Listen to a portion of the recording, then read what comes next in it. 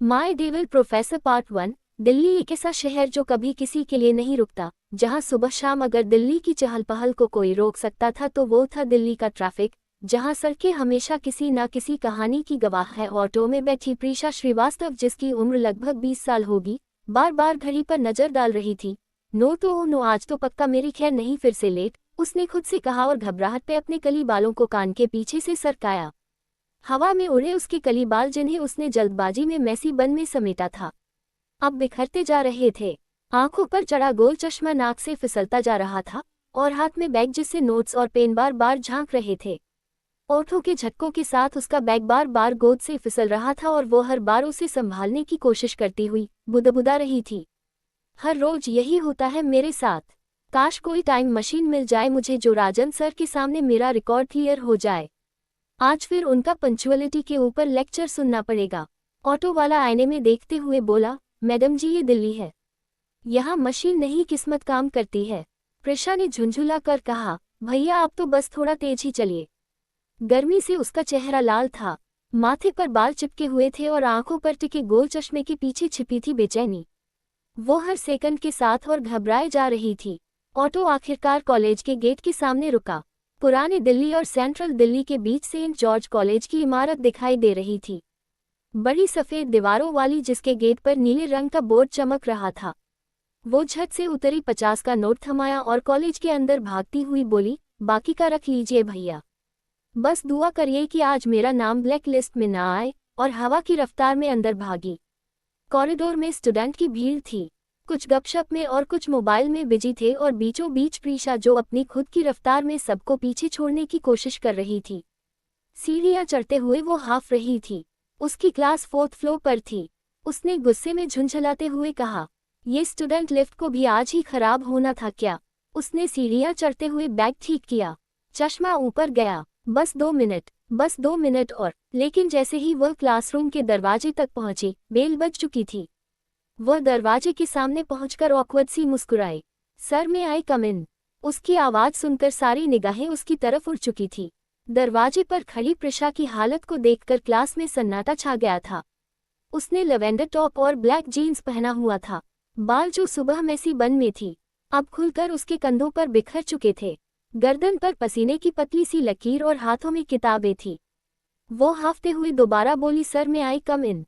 Class के बीच वाली room में बैठे विवेक और पूजा ने एक दूसरे की तरफ देखा, फिर धीरे से मुस्कुराए। विवेक ने झुककर कहा, पूजा देखो आज फिर से मैदाने जंग में उतरी है हमारी प्रिशा। पूजा ने हंसी दबाते हुए फुसफुसाया, इसे आदत है सर से रोज उलझने की। प्रिशा ने दोनों को देखा, हल्का सा मुंह बनाया और फिर नजर उठाकर सामने खड़े अंशुमन राजदान की तरफ देखा।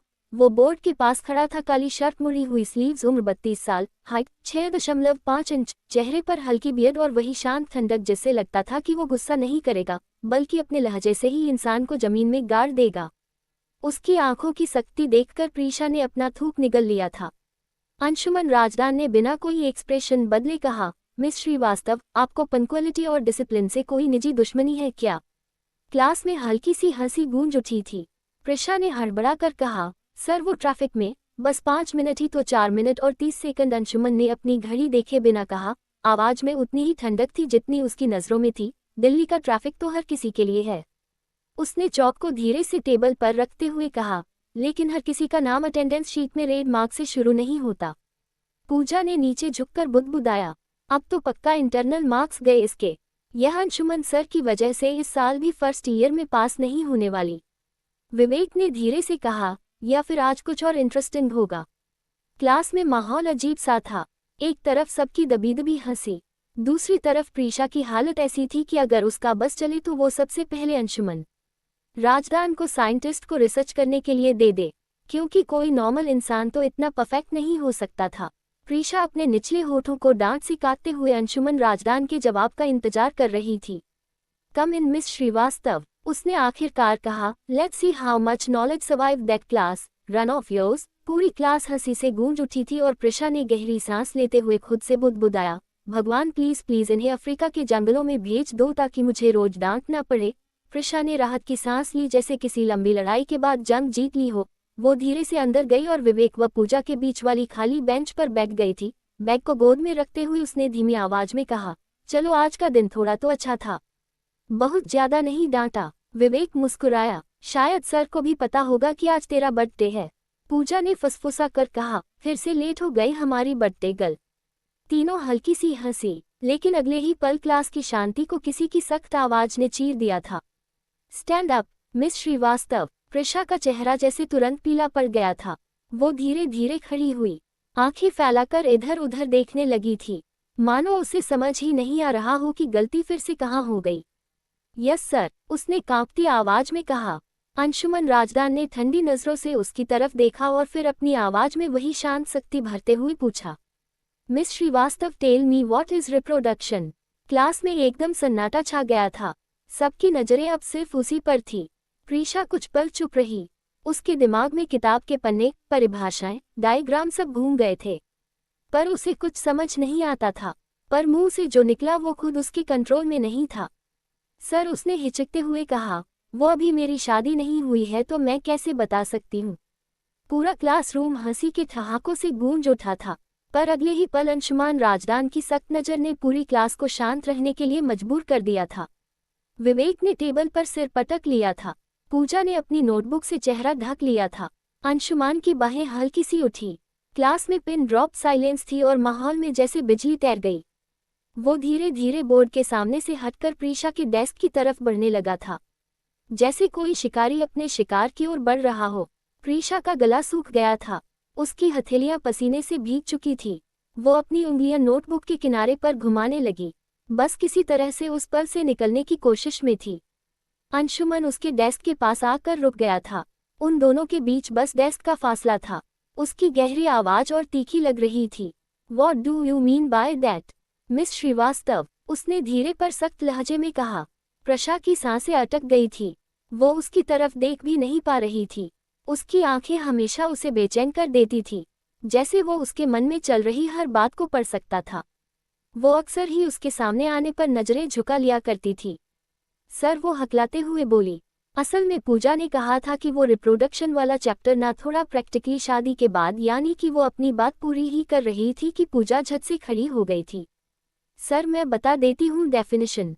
पूजा की जान हालत में आ गई थी क्योंकि उसे डर था कि वो अंशुमन सर को उसकी कहीं पूरी बात ना बोल दे। अंशुमन ने एक गहरी सांस ली और अपनी हथेलियां जेब में डालते हुए शांत आवाज में कहा, finally someone wants to talk science here. Pooja जल्दी जल्दी बोलने लगी थी। Reproduction is a biological process by which new individual organisms are produced by your parents. Anshuman ने सिर हिलाया। Good Miss Kapoor, at least someone was attending my last lecture. फिर उसने नजर वापस प्रिशा पर डाली। उसके चेहरे पर शर्म और गुस्से का अजीब सा मिक्सचर था, क्योंकि वो कल के लेक्चर में लेट हुई थी और उसने पूजा से इस टॉपिक के बारे में पूछा था, तो उसने तो कुछ और ही समझाया था। मिस श्रीवास्तव, उसने धीमे से कहा, next time if you don't know the answer silence is better than imagination. Class में बैठे स्टूडेंट अपनी हंसी रुकने की नाकाम कोशिश कर रहे थे। विवेक उसकी घबराई हुई सूरत देखकर हंस रहा था। प्रेषण ने उसे कोहनी मारी, लेकिन उसकी आंखें अब भी अनायास ही उस काले बोर्ड के पास खड़े अंशुमन पर टिक गई थी। वो आदमी जितना सख्त दिखता था उतना ही अनप्रेडिक्टेबल भी था। क्लासरूम में हल्की सी ठंडक थी। खिड़कियों से आती दिल्ली की हवा में पुराने पंखों की आवाज मिल रही थी। अंशुमन राजान बोर्ड के सामने खड़े थे। आज का टॉपिक था जेनेटिक्स। उनकी आवाज गहरी और सटीक थी। हर शब्द में एक ठहराव, एक कमांड थी। जैसा कि मैंने पिछले लेक्चर में बताया था, उन्होंने कहा, चीज decide not only your looks but also certain habits and behaviours. Prisha ने जल्दी से अपनी कॉपी खोली और पेन हाथ में ले लिया था। उसने ठंडी सांस ली। आज नहीं, आज कोई गड़बड़ नहीं करूंगी, उसने खुद से कहा। पूरी क्लास चांद थी। बस सर की आवाज और बोर्ड पर जलती चौकी खड़खड़ाहट थी कि तभी उसकी टेबल पर मोबाइल वाइब्रेट हुआ। प्रिशा ने डरते हुए नीचे देखा। स्क्रीन पर लिखा था मम्मा कनाडा। उसने सोचा बस साइलेंट कर दूं, कोई देखे उससे पहले, लेकिन उससे पहले ही उसके फोन की रिंगटोन पूरे क्लास में गूंज उठी थी। सब मुझसे पूछते हैं तू कौन देश से आई, नाम चले भी बाय। पूरी क्लास हंसने लगी थी। कुछ लड़कियां हंसते हंसते बेंच पर झुक गई थी। विवेक ने सर झुकाकर मुंह छिपाया और पूजा तो हंसी रोकते रोकते कांपने लगी थी। प्रीशा का चेहरा सुर्ख लाल हो गया था। उसका दिल इतनी जोर से धड़क रहा था जैसे अभी बाहर निकल जाएगा। वो जानती थी कि बस अब गई काम से। अंशुमन ने चौक और डस्ट टेबल पर रखा। पूरी क्लास एकदम खामोश हो गई थी। उन्होंने धीरे धीरे मुड़कर उसकी तरफ देखा। ठंडी सीधी और बेहद खामोश नजर। मिस श्रीवास्तव। उनकी आवाज धीमी थी पर हर शब्द निकीला। क्या ये कोई डांस फ्लो है? प्रशा उठने की कोशिश में हक लाई। सर, वो मम्मा का कॉल था। मैं बस साइलेंट करने पर उससे पहले ही अंशुमन उसके पास आए। फोन उसकी टेबल से उठाया और बिना कुछ कहे अपनी कोट की जेब में रख लिया था। पूरी क्लास अन रह गई थी। प्रीशा की आंखें फटी रह गई थी। वो चाहकर भी कुछ नहीं कह पाई थी। अंशुमन ने बोर्ड की तरफ मुड़ते हुए ठंडे लहजे में कहा, नेक्स्ट टाइम में Srivastava make sure your mobile does not sing in my class. वो फिर से लेक्चर लिखाने लगा था जैसे कुछ हुआ ही ना हो, और 5 मिनट बाद वो लेक्चर पूरा करके अपने ऑफिस की तरफ बढ़ गया था। जैसे ही अंशुमन राजान क्लास से बाहर निकले, कमरे में सन्नाटा कुछ पल तक बना रहा था। फिर धीरे धीरे हंसी के ठहाके फूट पड़े थे। पूजा ने मुंह दबाकर कहा, तू हमेशा अंशुमन सर की क्लास में गड़बड़ क्यों करती है? विवेक हंसते हुए बोला, मुझे तो डर है कहीं तेरे मोबाइल का पोस्टमार्टम ना कर दें। अगर उन्होंने देख लिया कि तूने उनकी बुराई करने के लिए एक स्पेशल ग्रुप बना रखा है तो तेरा क्या होगा? प्रशा का चेहरा लाल था, गुस्से से, शर्म से और थोड़ी बेचैनी सी भी। उसने बैग जोर से टेबल पर पटका और धीरे से पैर पटके। उफ, ये सर तो पूरी तरह पागल है। पूजा ने हंसी रोकते हुए कहा, पर सिर्फ तेरे लिए। हमें तो अंशुमन सर की क्लास बहुत अच्छी लगती है। हाय, कितने गुड लुकिंग है वो। गुड लुकिंग नहीं है, वो जलाल है जो हमेशा बस सूली पर लटकाने को तैयार रहते हैं मुझे। कॉरिडोर खाली था। क्लास खत्म हो चुकी थी और बाकी स्टूडेंट या तो कैंटीन की तरफ जा रहे थे या पार्किंग की ओर। पर प्रीशाचा का चेहरा गुस्से से लाल था। अंशुमन सर उसे रोज डांट ना लगाएं या सजा ना दें तो उसका दिन पूरा ही नहीं होता था। मुझे नहीं पता, मुझे बस मेरा फोन वापस चाहिए, उसने जिद भरे स्वर में कहा। प्रीशा, पागल मत बन। पूजा ने फुसफुसा कर कहा, वो अंशुमन सर का ऑफिस है। वहां जाना मतलब खुद अपने पैरों से सूली पर चढ़ना है। तू अगर इस तरह बिना परमिशन के उनके ऑफिस में जाएगी तो कहीं ऐसा ना हो कि तुझे स्कूल से ही रेसिगेट कर दें। विवेक ने मजाक उड़ाते हुए कहा, मुझे तो अंशुमन सर और इसकी लड़ाई सांप नेवर की तरह लगती है। दोनों एक दूसरे को खा जाने वाली नजरों से देखते हैं। शायद विवेक। प्रीशा ने आंखें तरेलते हुए कहा, तुम दोनों बस बाहर नजर रखना, मैं बस 2 मिनट में निकल आऊंगी, चलो मेरे साथ। वो क्लास से बाहर निकलते हुए बोली, और अगर सर आ गए तो? पूजा ने डरते हुए कहा, तो तुम दोनों भाग जाना, मैं संभाल लूंगी। वो खुद को भी यकीन नहीं दिला पा रही थी। वो अंशुमन सर से कितना डरती थी, वो तो बस वही जानती थी। पर अब पीछे हटने का कोई सवाल नहीं था। कुछ ही देर में वो अंशुमन राजान के ऑफिस के सामने पहुंच गई थी। दरवाजा थोड़ा खुला हुआ था। अंदर हल्की सीने की खुशबू फैली हुई थी। शायद किसी ने अभी अभी कॉफी रखी थी। टेबल पर फाइलें सजी थी। एक कोने में ग्रीन प्लांट था और पीछे दीवार पर लगा ब्लैक बोर्ड जिस पर कुछ इक्वेशन अधूरी लिखी हुई थी। प्रशा धीरे से अंदर घुसी और जैसे ही दरवाजा बंद हुआ वो दीवार से टिक गई थी। ठीक है, जल्दी करो, बस जल्दी। उसने धीरे से टेबल के दरवाजे खोलनी शुरू की। पहली खाली थी, दूसरी में कुछ पेन और पेपर थे, तीसरी में एक गन थी। ओह गॉड, उसने डर से आंखें बंद कर ली थी। यह क्या है? उसने घबराते हुए ड्रर को बंद कर दिया था। उसे 2 ही चीजों से डर लगता था, एक तो अंजुमन सर और दूसरा गन से। प्रीशा, फोकस करो, उसने काम के हाथों से बालों को पीछे करते हुए खुद से कहा। फिर उसने कोट ट्रैक की तरफ देखा, वही ब्लैक कोट जिसमें उसने फर रखा था। कोचा वो फुसफुसाए और धीरे से आगे बढ़ी। कोट की जेब में हाथ डाला और फर निकाल ही रही थी कि बाहर विवेक और पूजा सीढ़ियों के पास खड़े हुए थे। विवेक बोर होते हुए बोला, यार 2 मिनट तो कब के हो गए हैं, अंदर क्या चल रहा है? उसी पल उन्होंने देखा कि कॉरिडोर के उस पार से अंशुमन राजान आ रहा था, हाथ में फाइल, चेहरे पर वही ठंडा एक्सप्रेशन। पूजा के मुंह से चीख सी निकल गई थी। वो आगे क्या? विवेक घबराया। अब क्या? भागो। पूजा ने उसका हाथ पकड़ा और दोनों उल्टी दिशा में भाग गए थे। अंदर प्रीशा अब अपने फोन को हाथ में लेकर विजय मुस्कान के साथ बोली, मिल गया। अब भागो प्रीशा, भागो। वो दरवाजे की तरफ मुड़ी थी कि दरवाजा क्लिक की हल्की आवाज के साथ खुला। उसके कदम वहीं रुक गए थे। ठंडी हवा के साथ वही जानी पहचानी गहरी आवाज गूंजी, looking for something Miss Srivastava. वो जैसे जम गई थी। धीरे धीरे उसने पीछे मुड़कर देखा। अंशुमन राजान दरवाजे पर ही खड़ा था, बाहें मुड़े हुए और नजरें बिल्कुल सीधी उसकी तरफ थी। प्रीशा का चेहरा लाल से सफेद पड़ गया था, उसके हाथ में अब भी चमक रहा था। उसने कोशिश की मुस्कुराने की। आह सर, मैं तो बस मेरा फ़ोन एक्चुअली। अंशुमन ने धीरे धीरे उसकी तरफ बढ़ा। हर कदम के साथ उसके दिल की धड़कन और तेज हो रही थी। वो उसके बिल्कुल सामने आकर रुक गया था। मिस श्रीवास्तव, आप मेरी क्लास में देर से आती हैं, बीच में गाना बजा देती हैं और आप मेरे ऑफिस में चोरी करते हुए पकड़ी गई हैं। उसने ठंडी निगाहों से उसे देखते हुए कहा। चोरी? प्रशा की आंखें फैल गई थी। सर, ये झूठ है। मैं बस अपना फ़ोन जो मेरी कोट की जेब में था।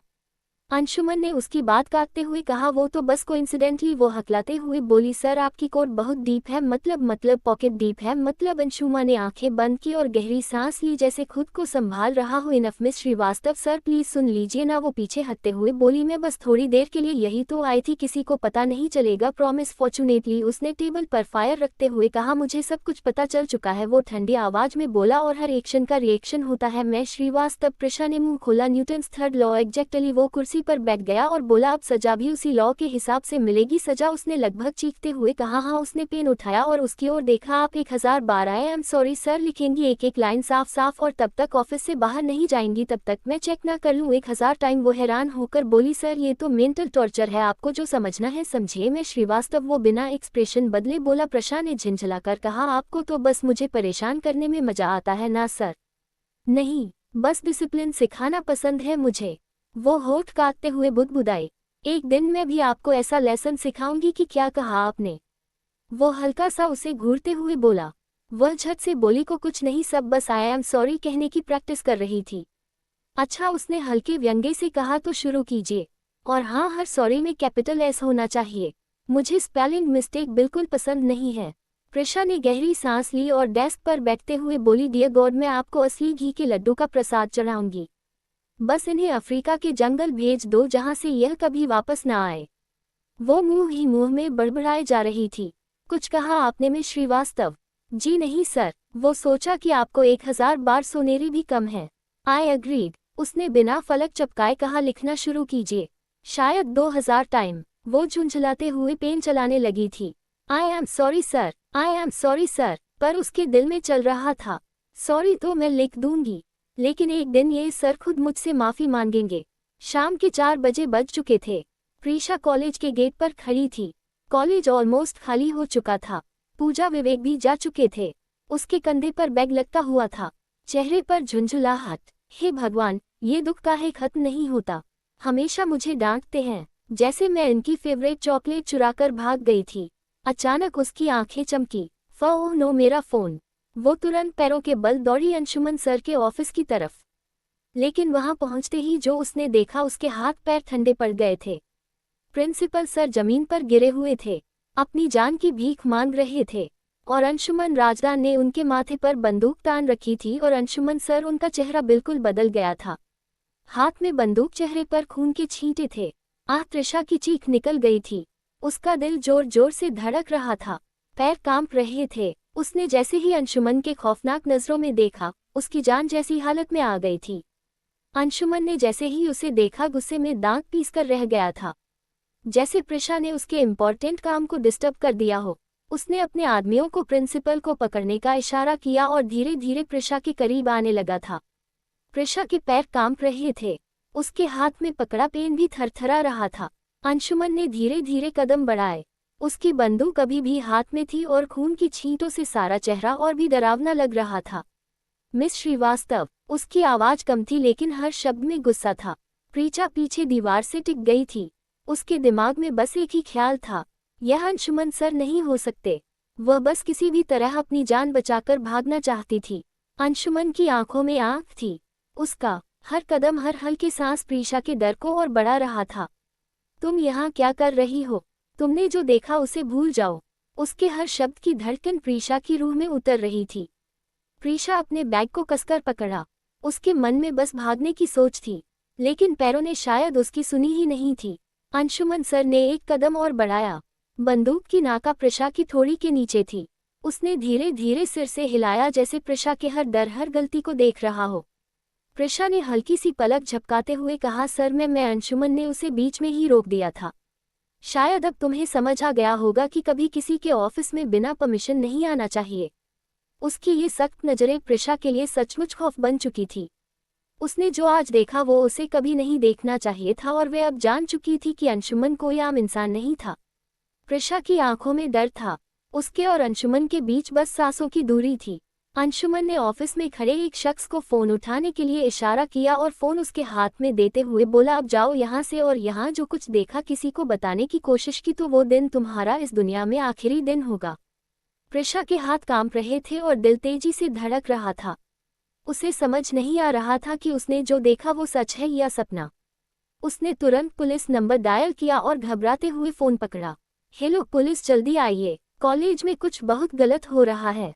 उसने फुसफुसाते हुए देखा। अंशुमन ने उसके हाथ में फोन देखा और फिर एक खतरनाक ठंडी हंसी हंसी थी। उसकी आंखों में आग थी।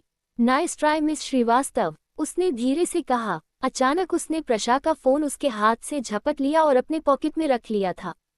प्रशा के चेहरे पर डर और घबराहट दोनों ही साफ थे। अंशुमन ने उसके दोनों हाथों को पकड़ लिया और अगले ही पल उसे अपनी बाहों में थाम लिया था। प्रशा जोर जोर से खुद को छुड़ाने की कोशिश कर रही थी, लेकिन अंशुमन के मजबूत हाथों ने उसे कसकर पकड़ा हुआ था। उसके पांव फर्श पर लड़खड़ा रहे थे। दिल धड़क रहा था और सांसें तेज हो रही थी। तो छोड़िए मुझे, उसने घबराते हुए चीखा, लेकिन अंशुमन ने बिना कोई जवाब दिए उसकी ओर खड़े रहते हुए उसे और कसकर पकड़ लिया था। उसने चारों तरफ देखा। कमरे में हल्की रोशनी थी, लेकिन धीरे धीरे उसकी नजरें स्पष्ट रूप से पहचान पाने लगी थी। अंशुमन के पीछे कई आदमी खड़े थे। चेहरे पर मास्क और काली पोशाक में ढके हुए थे। उनके हाथ में हथियार थे। आप कौन हैं? प्रशा ने हिम्मत जताते हुए फुसफसाया। डर के बावजूद उसकी आवाज कांप रही थी।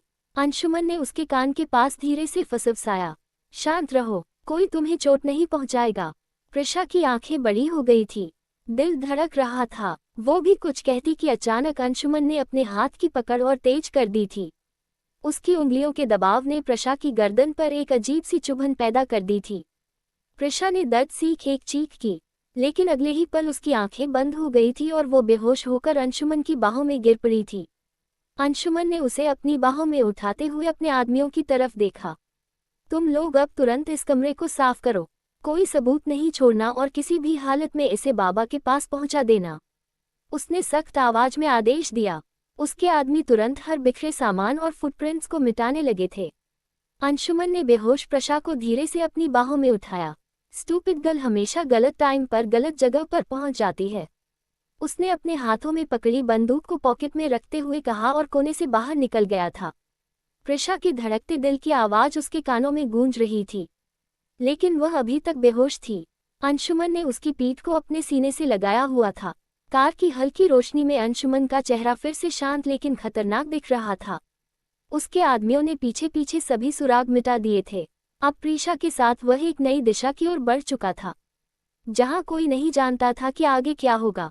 रात काफी हो चुकी थी। कमरे में हल्की सुनहरी रोशनी फैली हुई थी, लेकिन फिर भी उसकी चमक आंखों को झपकने पर मजबूर कर रही थी। प्रीशा के पलकों पर धीरे धीरे बोझलपन का एहसास हुआ और उसने आखिरकार अपनी आंखें खोली। वो पहले तो चौंक गई थी। चारों तरफ एक बहुत ही आलीशान कमरा था। बड़ा सा बिस्तर, सिल्क के पर्दे, महंगी लाइटिंग और फर्नीचर की चमक। प्रीशा को समझ ही नहीं आ रहा था कि वह कहाँ है। उसके दिमाग में अचानक कई सवाल उमड़ने लगे थे। यहाँ मैं कैसे पहुंची? कॉलेज में मेरा क्या हुआ? क्या मैं स्वर्ग में पहुंच गई? अभी मेरी उम्र तो नहीं थी। भगवान, आपने तो हमें जल्दी बुला लिया। जैसे ही उसने आंखें बुरी तरह खोलने की कोशिश की, उसकी नज़र कमरे के उस कोने पर गई जहां अंशुमन बैठा हुआ था। प्रीशा बुरी तरह चौंक गई थी। उसके चेहरे की गंभीरता और शांत लेकिन खतरनाक चमक ने प्रीशा के दिल की धड़कन और तेज कर दी थी। तभी उसे कुछ याद आ गया, कॉलेज का दिन जब वह गलती से उसकी नज़रें ऑफिस में पड़ गई थी। उसके आदमियों का डर, अंशुमन की आवाज और फिर वह अचानक बेहोशी। उसके मन में डर और उलझन की लहर दौड़ गई थी। उसने देखा कि वो एक कमरे में है। वह अपने आप को जिंदा देखकर खुश हो गई थी। उसने मन में बड़बड़ाते हुए कहा, अच्छा मैं जिंदा हूँ, क्योंकि स्वर्ग में अंशुमन सर बिल्कुल नहीं आ सकते। आप मुझे यहाँ क्यों लेकर आए हैं? प्रीशा ने धीरे धीरे पूछा। उसकी आवाज कांप रही थी। प्रीशा ने खुद को थोड़ा संभालने की कोशिश की, लेकिन हाथों की कपकपी छुप नहीं पाई थी। वो धीरे धीरे उठने की कोशिश करने लगी थी, पर अंशुमन की ठंडी नजरें उस पर ऐसी जमी थी जैसे उसकी हर हरकत पर पहरा दे रही हो। आप मुझे जाने दीजिए सर, उसने हकलाते हुए कहा और वो झट से बेड से खड़ी हो गई थी। मैं किसी को कुछ नहीं बताऊंगी सच में। और आप तो जानते हैं ना, मैं तो सब भूल जाती हूँ। वो हल्का सा हंसी का दिखावा कर रही थी लेकिन आवाज में डर साफ था। तो मैं जाऊं सर? उसने मास्क मिमिया से सर को झुकाते हुए कहा। बस 1 मिनट में निकल जाती हूँ, किसी को पता भी नहीं चलेगा। अंशुमन की उंगलियां भी टेबल पर धीरे धीरे थपथपा रही थी। उसने नजरें उठाई सीधी उसकी आंखों में। भूल जाती हो रियली? उसकी आवाज धीमी थी लेकिन हर शब्द तेल की तरह लग रहा था। तो बताओ आज सुबह क्या पढ़ाया था मैंने? प्रिशा ने पलकें झपकाई। वो याद करने की कोशिश कर रही थी कि आज सुबह उसने कौन सा टॉपिक पढ़ा था। वह अपने दांतों में उंगलियां दाबकर सोच रही थी। अंशुमन ने धीरे धीरे अपनी कुर्सी पीछे खींची और खड़ा हो गया था। कमरे में उसकी मौजूदगी अचानक और भारी लग रही थी। प्रिशा की सांसें तेज हो गई थी और वह पीछे हटते हटते दीवार से सट गई थी। मैं मुझे नहीं पता था, प्रिशा ने हकलाते हुए कहा। उसकी आवाज में डर और घबराहट दोनों झलक रहे थे। मुझे याद नहीं। अंजुमन ने धीमे कदम बढ़ाए। हर कदम के साथ उसका डोमिनेंस और बढ़ता गया था। नहीं याद? उसने अपनी नजरें प्रिशा की आंखों में गहराई से डालते हुए पूछा। तो बताओ मैं श्रीवास्तव, आज ऑफिस में तुमने क्या देखा? प्रिशा ने घबराते हुए कहा। कोई कुछ भी तो नहीं सर। अंशुमन ने धीरे से उसके काले बालों पर हल्का सा टैप किया। इतनी अचानक से अंशुमन की नजदीकी के अंदाज से प्रिशा खुद को संभाल नहीं पाई थी। गुड गर्ल, उसने धीमे से कहा, कल कॉलेज में मिलते हैं। प्रिशा ने जल्दी से अपना बैग उठाया। घबराहट और दिल की धड़कन को काबू करते हुए कमरे से भाग खड़ी हुई थी। 1 हफ्ता बीत गया था। प्रिशा न तो कॉलेज आई थी और न ही अंशुमन से अपना मोबाइल वापस पाने की कोशिश की थी और उस दिन के बारे में उसने किसी को कुछ बताया भी नहीं था। अंशुमन जो उसे अपनी क्लास में ना देखकर पूरी तरह से रेस्टलेस हो गया था। उसे आदत हो गई थी उसकी शरारत, उसकी शैतानी और उनका हर रोज का झगड़ा, डांट और सजा। 3 महीने में एक दिन भी नहीं गुजरा था कि उन्होंने एक दूसरे को परेशान ना किया हो। प्रिशा की गैर मौजूदगी ने उसके रोजमर्रा के रूटीन को उलझा कर रख दिया था। वह अटेंडेंस ले रहा था और उसकी नजरें गेट पर थी जैसे वह प्रीशाचा के आने का इंतजार कर रहा हो। उसने अपनी बेचैनी को छुपाते हुए पूजा विवेक से कहा, अगर कल प्रीशा श्रीवास्तव नहीं आए तो उन्हें एग्जाम नहीं देने दिया जाएगा। पूजा ने एकदम गंभीर होकर कहा, सर वो अब से कॉलेज नहीं आएगी। उसकी शादी है आज और फिर वह हमेशा के लिए कनाडा शिफ्ट हो जाएगी। अंशुमन पेन के टिप को अपने हाथ से जोर से दबाए हुए बैठा था। उसकी नज़रों में हल्की जलन, बेचैनी और ऑब्सेसिव फ्रस्ट्रेशन झलक रही थी। उसने धीरे धीरे कहा, अच्छी बात है। वैसे भी उनका पढ़ने में तो ध्यान नहीं था और बिना और कुछ कहे उसने अपना लेक्चर कंटिन्यू कर दिया था। जिस लड़की को वो अपनी क्लास में अलाउ नहीं करना चाहता था, आज उसकी गैर मौजूदगी ने उसे पूरी तरह से लेसलेस कर दिया था। वहीं दूसरी तरफ प्रिशा अपने कमरे में मुंह फुलाए बैठी हुई थी। उसने फोन उठाया और मम्मा को वीडियो कॉल किया। मम्मा, दिस इज नॉट फेयर, उसने हौले से कहा। आज तो मेरी शादी है ना ही आप आए और ना ही पापा। कितनी गलत बात है ना। आप लोग मेरी शादी में भी नहीं आ सकते। आपको सटेप डेट नहीं आने देते और इनको सटेप मॉम। पर शिवम ना मुझे आपसे भी ज्यादा प्यार करते हैं और वो मुझे जबरदस्ती पढ़ने को भी नहीं कहेंगे। उन्होंने मुझे कहा है कि मैं सिर्फ घर में रहकर उनका ख्याल रखूंगी। अचानक उसकी सोच में अंशुमन का ख्याल आ गया था। उसके दिल मुझे जबरदस्ती पढ़ने को भी नहीं कहेंगे। उन्होंने मुझे कहा है कि मैं सिर्फ घर में रहकर उनका ख्याल रखूंगी। अचानक उसकी सोच में अंशुमन का ख्याल आ गया था। उसके दिल की धड़कन तेज हो गई थी। वह मन ही मन सोचने लगी थी, अब तो मौत के फरिश्ते से भी डरने की जरूरत नहीं है। प्रिशा की आंखों में एक अजीब सी हल्की मुस्कान आ गई थी। कहीं ना कहीं उसके दिल में अंशुमन की खौफनाक तस्वीरें छप चुकी थी। क्लासरूम में अंशुमन बेचैनी के साथ लेक्चर जारी रख रहा था, लेकिन उसकी नजरें बार बार खाली सीट की ओर उठ रही थी, जहां प्रिशा की गैर मौजूदगी उसे रेस्टलेस और बेचैन बना रही थी। हर शब्द, हर मोमेंट उसके ऑब्सेसिव दिमाग में प्रिशा की याद को और गहरा कर रहा था। रात के करीब 8 बजे बज चुके थे। लाल जोड़े में सजी प्रिशा किसी अप्सरा से कम नहीं लग रही थी। हाथों में पहने की लकीरों में शिवम का नाम छिपा हुआ था और चेहरे पर वही मासूम सी खुशी थी जैसे किसी कैद पंछी को खुला आसमान मिल गया हो। उसके आसपास कैमरे, रिश्तेदारों की आवाज और पंडित जी के मंत्र गूंज रहे थे। वो मुस्कुराते हुए अपनी सहेलियों से बोली, आज के बाद मुझे कोई पढ़ने के लिए नहीं कहेगा। पूजा ने छेड़ते हुए कहा, और कोई हैंडसम प्रोफेसर भी नहीं होगा जो तुझे डांट लगाएंगे। प्रिशा ने हंसते हुए कहा, उनका तो नाम भी न लो सर, का चेहरा याद करके मैं अपना अच्छा दिन खराब नहीं करना चाहती। पूजा ने मुस्कुराते हुए उसे मंडप में बैठा दिया था। पंडित जी ने ऊंची आवाज में कहा, वर और कन्या फेरों के लिए खड़े हो जाएं। सब लोग उस पर फूलों की बारिश कर रहे थे। सभी रस्में पूरी हो जाने के बाद पंडित जी ने मुस्कुराते हुए कहा, अब से आप दोनों एक दूसरे के जीवन साथी बन चुके हैं। वो मुस्कुराए और तभी बराबर बैठे शख्स ने हल्के से झुककर उसके कान के पास पर फंसाया। Welcome to helm Srivastava. Prisha के चेहरे की मुस्कान पल भर में जम गई थी। उसकी पलकें धीरे धीरे ऊपर उठी और उसने देखा सिंदूर लगाते हुए चेहरा शिवम का नहीं था। वो वही ठंडी नजरें थी, वही सभी सांसें। Anshuman Rajdan to be continued. दोस्तों, आपको माय डेविल प्रोफेसर का पहला पार्ट कैसा लगा? कमेंट सेक्शन में अपनी राय जरूर शेयर करें। आपके कमेंट से ही हमें अंदाजा होता है कि हमें स्टोरी आगे कंटिन्यू करनी है या नहीं। तो प्लीज़ कमेंट करें, और अगर स्टोरी आपको पसंद आती है तो लाइक करें और हाइप करें। Thanks for watching. Do like, comment and share this video and subscribe my YouTube channel for more interesting videos.